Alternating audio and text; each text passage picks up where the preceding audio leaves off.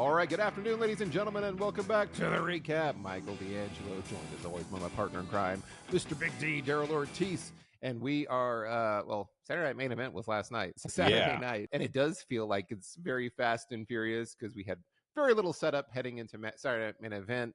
Yeah. And in 2 weeks, we're at Money in the Bank already. So Yeah. lots of stuff going on, Big D. Lots and lots happening, especially on Raw. You had, of course, just the typical build, Logan Paul and Jey Uso coming out and talking and all that good stuff. One thing I wanted to note, we had Finn Balor and JD McDonough taking on AJ Styles and Penta. That is a tag team I did not know I wanted until I saw it. AJ Styles even came out in matching ring gear, which I thought was really cool. But all this was really just to set up the Worlds Collide, because it looks like we're going to get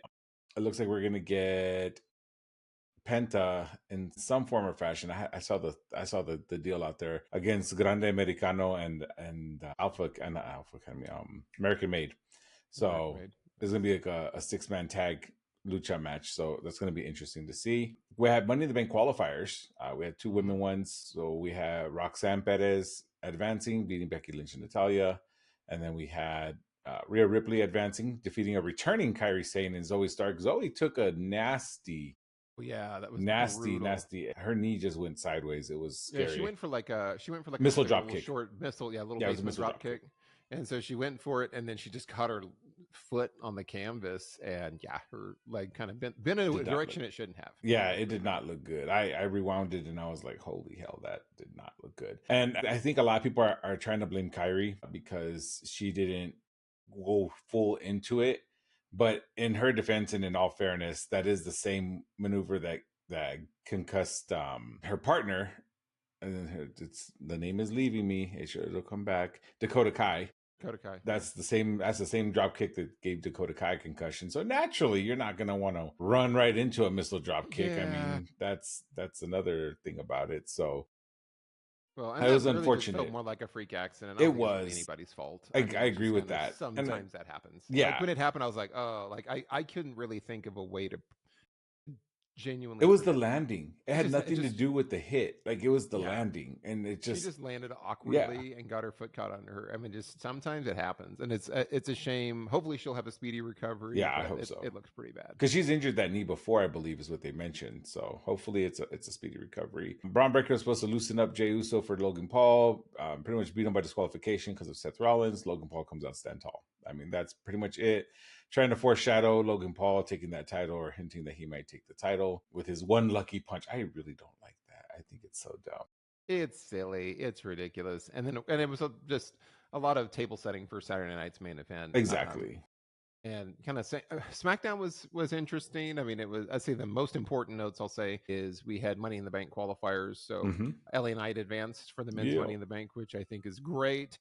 I was worried about that one because he was also in there with Shinsuke Nakamura and who was the third on that? It was Shinsuke Nakamura. It was Shinsuke Nakamura and Aleister Black, which I love seeing the one-on-one with Aleister Black and Shinsuke. That was so good. It was a good match, and I was worried. I was like, man, you have 3 heavy hitters. Sometimes with these qualifiers are a little uneven because you'll have like those 3 in one Money in the Bank qualifier, and then you'll have like a couple of scrubs in another one. So it's interesting bookings, but I think it was the right thing having LA Knight advance. I hope he wins Money in the Bank. Like, I feel like this is the year. Please let LA Knight win the Money in the Bank briefcase. And we'll talk about this a little bit later as we talk about Saturday Night Main Event of kind of what I hope that they will do with him, but we'll see how this goes. So, but I also wanted to make note. I actually wanted to make note real quick of a nice little bit that I saw with Alexa Bliss backstage. She was talking to Lily, and Charlotte comes back there after her match and was like telling her, trying to be rude to her, and she was like, "Oh, she's like, it's okay." She's like, "I'll see you at Money in the Bank," and she's like, "Oh wait, sorry," and she walked away. Yeah. I love that. But yes, so congratulations. She didn't advance either because Julia advanced in that Money in the Bank qualifier. So you got Roxanne Perez and Julia, both are featured in the women's Money in the Bank this year. Then probably the biggest note from SmackDown, you had the main event was the Street Profits against Fraxium for the tag titles. Ended in disqualification. Like it was a cool moment. We had the return of the Wyatt Six, so you had the lights go down. They came back. They've been long absent. Obviously, Bo Dallas was injured for a little bit of time, and so they've been kind of holding off any advancement with that story. So I was worried that they had pretty much just given up on this project. So I'm glad that they didn't. I'm glad that they're back. kind of confused about like, okay, what they're just going after the tag team division now because they attacked the Street Profits, and then of course they also attacked DIY, who was ringside as well. Mm-hmm. Rowan kind of ran and hit the crossbody on Gargano and Ciampa. So, but it's like this doesn't really match with the theme of they usually go after people who've like turned on their family or betrayed their family, and I'm like, well, you're going after the Street Profits. So I'm like, Street Profits were kind of turning DIY heel. maybe. DIY for sure, but Street Profits have been turning heel for a while. They just kind of been hiding it, and maybe that's what they're going after. They're going after but they also haven't betrayed their family or anything. Like, it wasn't like I can get Gargano betrayed like the Motor City Machine Guns because him and Chris Sabin, yeah. So that's where I'm like, I kind of see it with DIY. Not really sure what they're doing there. It was a nice nod because it was also Bray Wyatt's birthday. And so they had the birthday cake at the candle at the end as well. So good to see them back. Hope that they do something useful with it. I'm thinking they're probably, with them coming back, I foresee them reuniting with uniting, I should say, because they never were together with her, but Alexa Bliss for sure. I hope so, yeah. Because definitely missed that part of her. So I mean, she still does it, right? She does the song and Lily and everything, but it'd be nice to have them all intertwined together. Yeah. If they are going after the tag division, that'd be great. The question is, who's going to be the tag team? Is it going to be Rowan? I feel it'll be Gacy and Dexter Lumis. Yeah, that are going to be the tag team. And Gacy. Yeah, but I wouldn't mind seeing them slowly build from the tag division. So like take over the tag titles and then go after. They're on Raw, so that would be the the Intercontinental title, sorry. And then, it is a US title because it's Jacob Fatu, sorry. So go after the US title. And then after that, I don't know if they go after the main title. I think it depends on how Bo Dallas does. I don't see it, unfortunately, but I would love it. I love the Wyatt Six. I love everything about it. Bray Wyatt would have been 38 on Friday, so that was a nice nod to him with the candle and the birthday cake. And so I thought that was amazing. But yeah, I wouldn't mind seeing that. It would be interesting, to see them kind of take over little by little. Yeah, it'll be interesting. And I'm curious if they do have them go after the tag division. I'm like, just Freebird rule it. Like, yeah.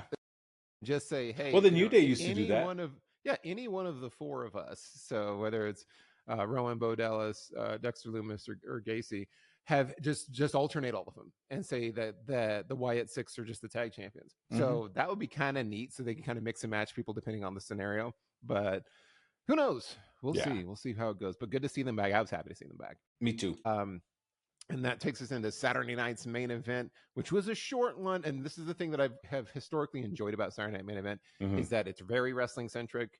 They get right to it. They have the matches. There's not a lot of like promos and in-ring promos. It's just kind of boom, boom, boom, boom, boom. So you saw that with the pacing. I think total runtime was like an hour and 33 minutes. Yeah, after ads. I forgot there was commercials.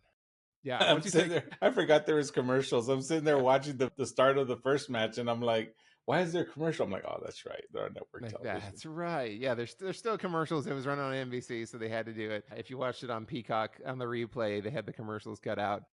The opening match was CM Punk and Sami Zayn versus Seth Rollins and Braun Breaker, which I think it makes sense. It was either you want this to be the main event or you want this to be the opening match. So I thought it was a good placement for it. Probably the biggest thing here was the return of Bronson Reed. I was never more happy to be wrong.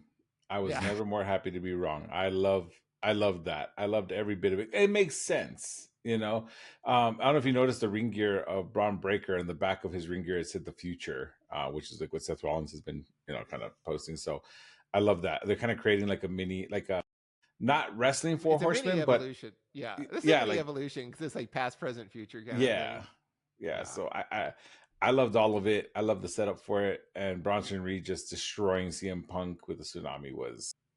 Yeah. And I could tell CM Punk's like, I'm only taking one of these. So we didn't get to see like 7 tsunamis in a row. Like CM Punk eats one and then that's it. And it kind of moves on. In all fairness, I'd only want one too.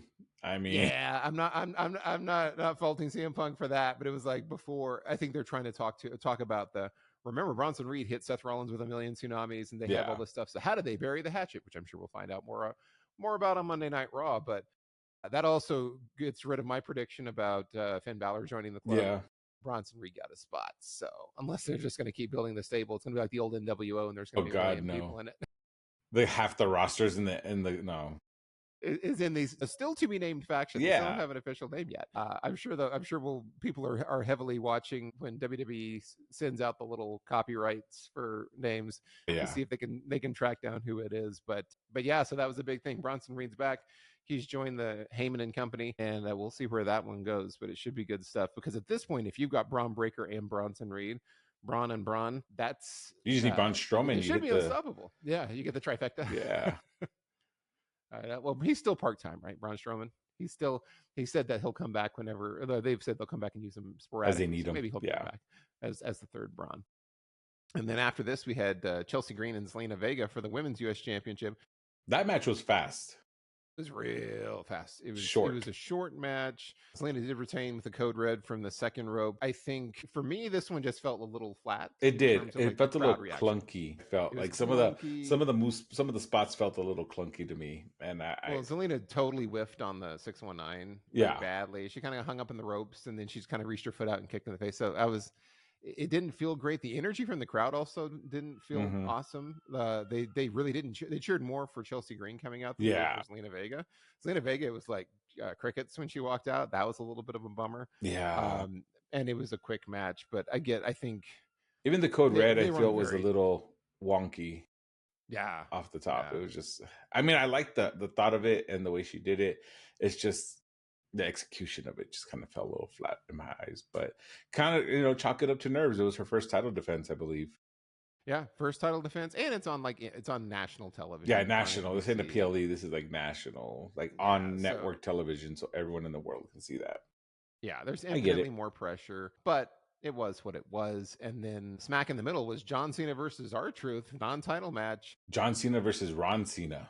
Ron Cena. I loved that. I loved every bit of that. That was fun because I was curious what they were going to do here. Yeah. And so you had John Cena do his heel thing, and then you had R-Truth come out to Cena's music with Cena's Titantron graphics, because he just has the black and white John Cena now. So he had the Titantron graphics in Cena's gear. He does the run down to the ring, the slide in, and all that. It's like he did John Cena's whole entrance as Ron Cena. This was a really short match too, though. There was not much to it. I mean, as it should have been. This really shouldn't have been. It kind of was almost this. I was almost, not fully, so y'all don't come at me, but how to do it, I don't care.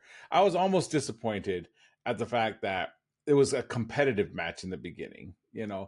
But I get it. He was challenging his inner John Cena, whatever. I get it. But towards the end, it became exactly what I was saying it should have been, and that's how pretty much the match should have.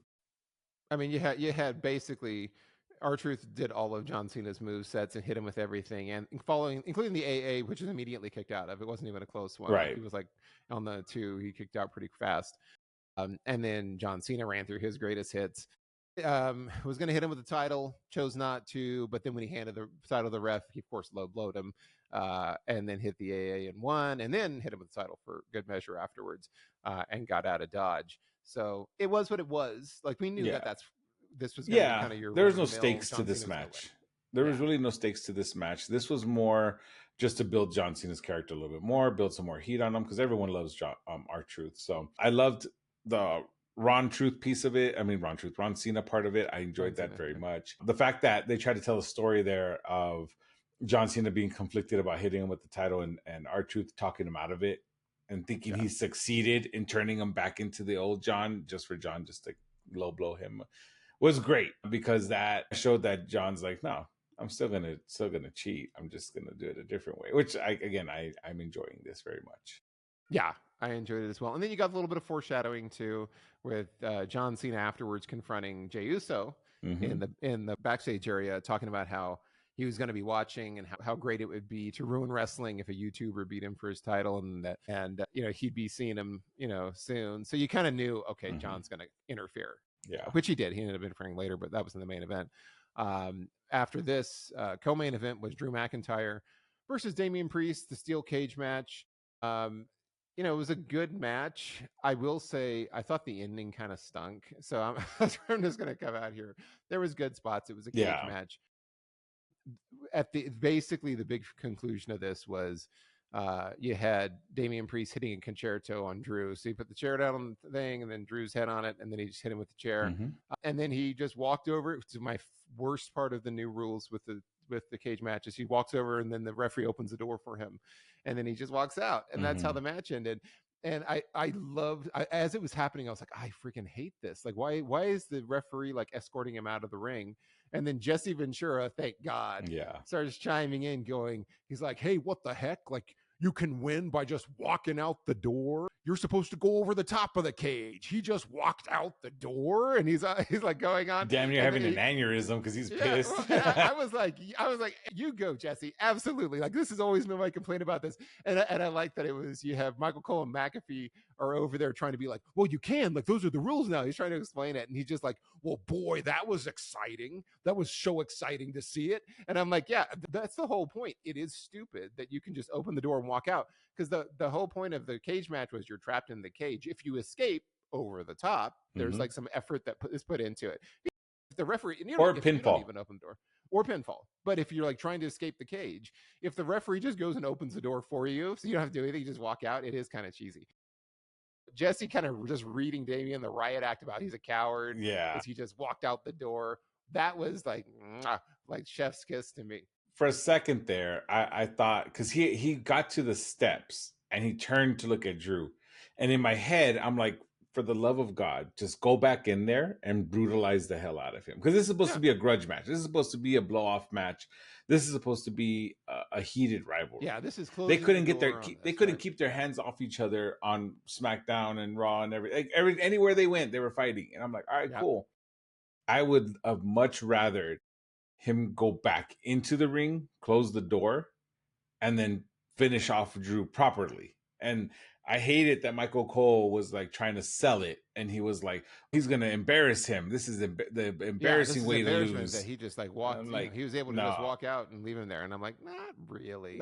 Embarrassing to who? To who? Because think of the implication. Just because you put a cage around the mat, or you put a cage around the ring, and now the rule is if you hurt your opponent and then you walk away, you won. Because like that's all you're saying. It's like, well, you escaped the cage. It's like, no, the door, you just opened, the referee opened the door. He didn't have to break the door down. The referee opened the door and he walked out. So remove the cage and you say, okay, he's on his back, I'm done, and then you just get around and walk out. Like, you would get booed, and they would go, oh, where is he going? The match is. And I know people are going to say, well, he hurt his knee, he was limping, whatever. Okay, that's fine. He can't climb the cage. Cool. You can still pin him. You can still pin him. Like, there's still gonna be a more definitive end other than him just walking out. I was a little disappointed, and call me old fashioned, call me old school, call me whatever you want. I really don't care. But I was disappointed. It's a cage match and there's no blood.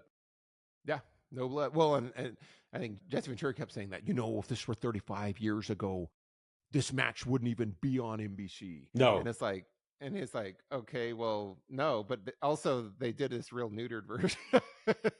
There's no blood. Yeah, like they're giving you the NBC version of it. Yeah. So yeah, technically, I mean, he kept really emphasizing that point that it wouldn't have been done. Yeah. And it's like, but I want to say though, I thought there was a cage match on Saturday, like years and years and years ago. I believe there was. I don't think this is the first one. Ventura was talking about like, yeah, times have changed. This is the first time. This wouldn't have been possible 35 years ago. And I'm like, I could have sworn there were other cage matches. I want to say like 20 years ago there was a cage match on Saturday. But that I don't know for sure. We'll see.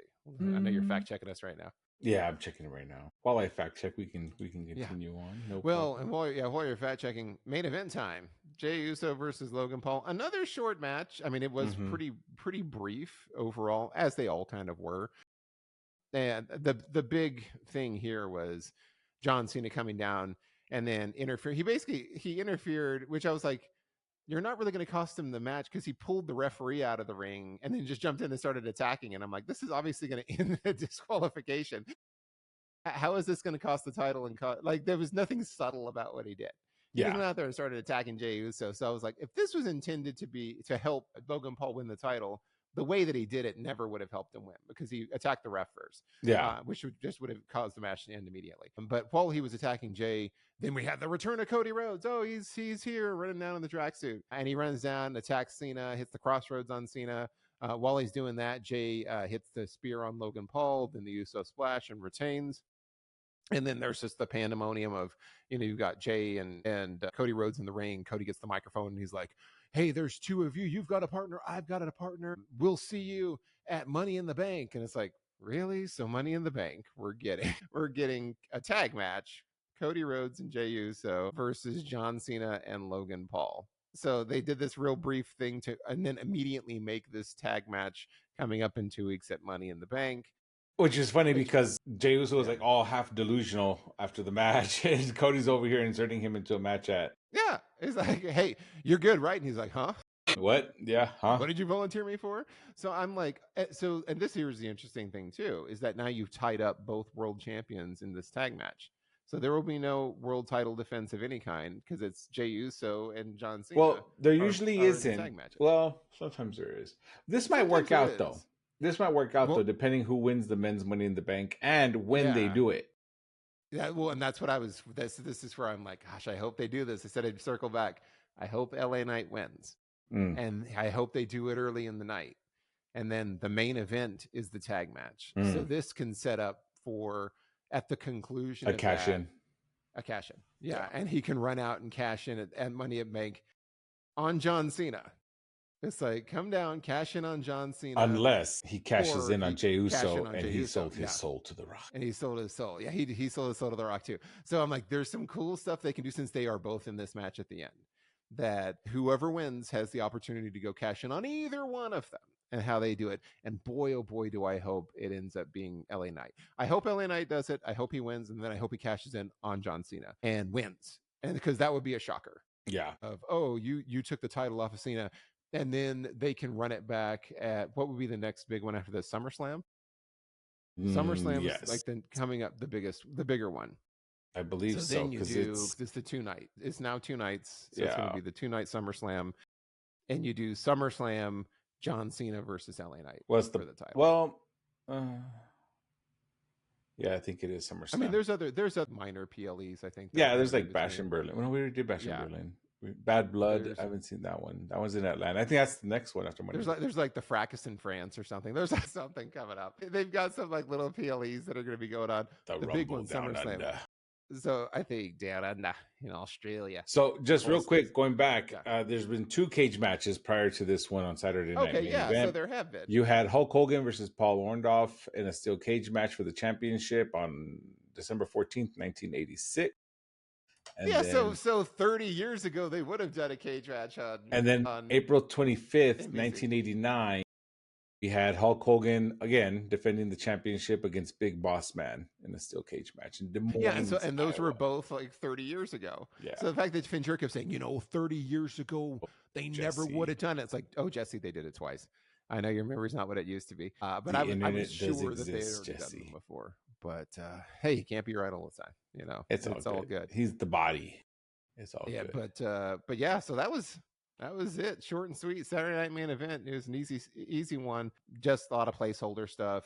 So you get 2 big returns. Probably that's the big thing is Cody Rhodes coming back, Bronson Reed coming back are kind of the big headline pieces. Everything else kind of went the way that we expected it to, and then we'll be building towards Money in the Bank. Fast and Furious finishing all the qualifiers up in the next couple of weeks. Probably this. Yeah, I think that's the preview for this coming Monday. Let me go back here. I was just watching that here. So the preview for Raw, and I lost it, but it's okay. But yeah, so that's pretty much. The qualifiers was going to take up Raw and SmackDown, I feel, just because they need to get those built up and going. You are going to have the triple threat, New Day defending their tag titles against War Raiders and the Creed Brothers, which is going to should be a banger of a match, that's for sure. Rusev is going to crush Tozawa, or, just it's going to be a squash match for sure. Yeah. But that's really, they haven't announced any other of the qualifiers, so I'm curious as to who's in and who's not. Yeah, because they tend to like to get those done. And then remember, it's usually like the Raw and SmackDown before Money in the Bank. You have like all the winners standing around in the ring on top of like ladders, going like, "I'm gonna win, no, I'm gonna win." So they're definitely probably gonna get them all wrapped up this week, so they can just do that little moment where everybody kind of brawls ahead of time, and they're setting up those little individual storylines. I agree. And then we'll see what happens at Money in the Bank with, I guess the other pieces. Gunther already called out the winner of Logan Paul versus Jey Uso, and there was no winner. So is Gunther going to pop up and interfere in that match and go after Jey Uso as well? I presume. Or is Gunther going to be in a qualifier? Yeah, that's right. Gunther should be in a qualifier. Actually, he really should be competing in that one. But hopefully, come on, LA Knight. Let's. It's his time. It's his time to shine. But we'll see. And with that, yeah, that's the recap for this week. We appreciate the support as always, everybody. Don't forget to like, share, and subscribe. Leave us all those comments if you agree, disagree, or just want to talk about wrestling. We love to hear from all of you, and we appreciate the support as always. So until next time, I've been Michael D'Angelo. He's been Big D Daryl Ortiz. Have a great week, everyone.